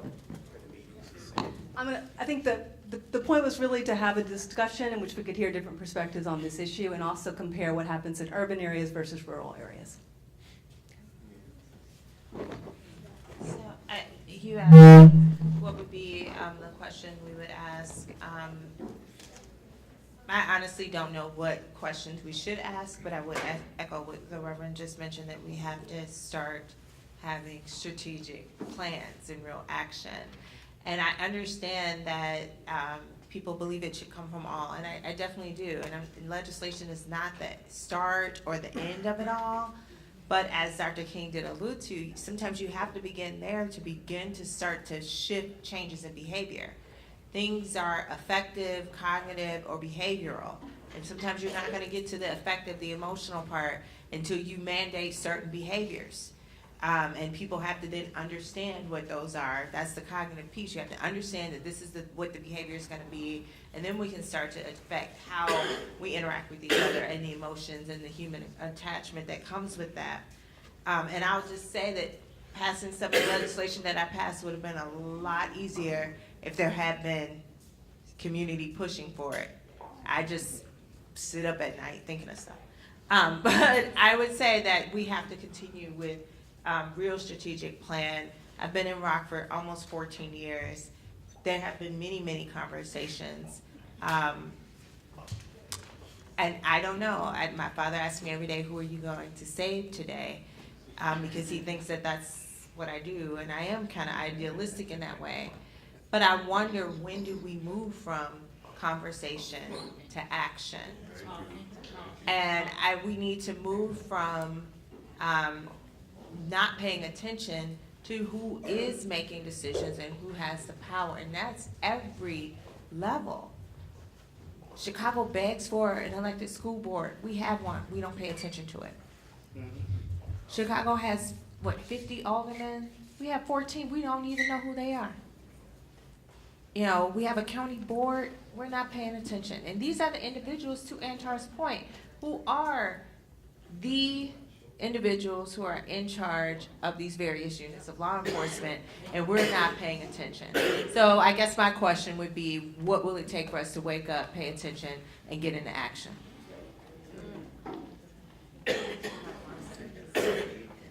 And I would echo those points. I think the question is, what more can I learn? How or what more can I learn? And also, what can I do? And because sometimes we get caught up in Dr. King called the philosophy of do-nothingness. We either learn so much or learn so little, we're stuck in the condition of do-nothingness. And I think, what can we learn? We need to have discussions. You hear people say, I'm tired of all this talk and I'm ready to do. No, those are dangerous people. Dr. King would take 3 to 6 months to train people before any action was taken. People, you got a lot of people, especially, I don't know if it's unique in Rockford, they want to do something. We tired of all this talking. Well, you need to be educated first. And we need to figure out, how can we educate all levels, from the top to the middle to the bottom? Because it's just striking to me, 3 examples. You have at the top a president who faked, in my opinion, that he didn't know that Frederick Douglass wasn't alive. We just had a recently, he said he thought Ida B. Wells was at the meeting. We had a school teacher recently that said she thought that Dr. King committed suicide. Oh. we have legislators that said they didn't know blackface was offensive.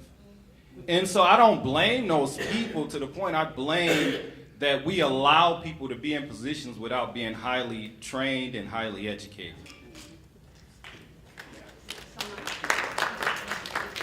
Thank you, everyone, so much for coming. I encourage you to, I want to first say thank you to Matt and to Paul and the Illinois Humanities. Thank you so much to Antar, Chris, and all of the African American Resource Center. I want to encourage you all to stay and say hello to the participants, and I think there's still some food left, too. Yeah, check the back table.